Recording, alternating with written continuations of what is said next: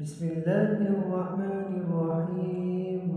وإذ قال ربك للملائكة إني جاعل في الأرض خليفة قالوا أتجعل فيها من يفسد فيها ويسفك الدماء ونحن نسبح بحمدك ونقدس لك قال إني أعلم ما لا تعلمون. وعلم آدم الأسماء كلها ثم عرضهم على الملائكة فقال أنبئوني بأسماء هؤلاء إن كنتم صادقين. قالوا سبحانك لا علم لنا إلا ما علمتنا إنك أنت العليم الحكيم. قال يا آدم أنبئهم بأسمائهم فلما أنبأهم بأسمائهم قال ألم أقل لكم إني أعلم غيب السماوات والأرض وأعلم ما تبدون وما كنتم تكتمون. وإذ قلنا للملائكة اسجدوا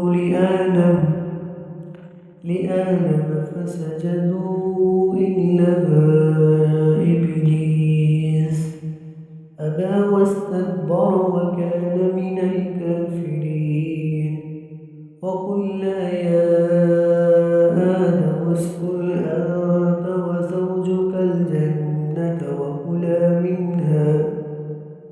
وكلا منها رغدا حيث شئتما ولا تقربا هذه الشجرة فتكونا من الظالمين.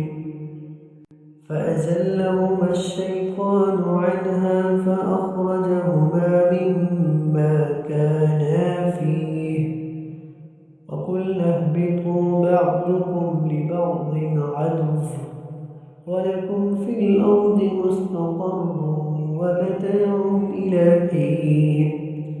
فتلقى آدم من ربه كلمات فتاب عليه إنه هو التواب الرحيم.